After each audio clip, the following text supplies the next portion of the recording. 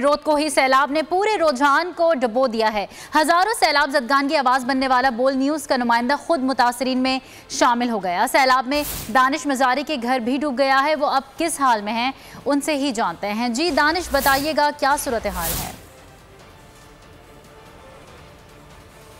आपको आगाह कर रहे हैं सैलाब की तबाहकारियों के हवाले से। रोतकोही सैलाब ने पूरे रुझान को डुबो दिया है। हज़ारों सैलाब ज़दगान की आवाज़ बनने वाला बोल न्यूज़ का नुमाइंदा खुद मुतासरीन में शामिल हो गया है।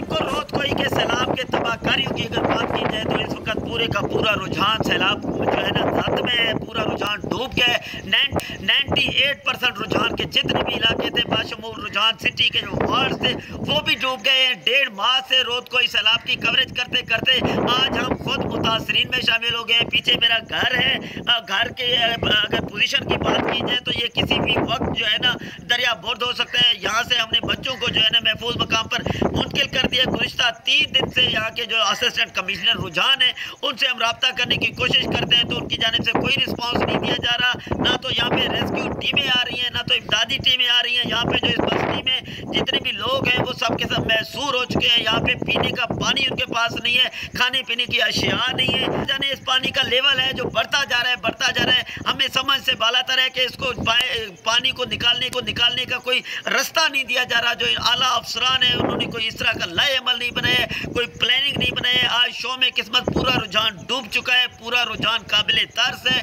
यहाँ के लोग जो है ना जितने भी जो सड़कों पे बैठे हैं, ऊंचे टीलों पे बैठे हैं। मैं हूँ जैस्मीन मंजूर और आप मुझे देखेंगे सिर्फ बोल पर।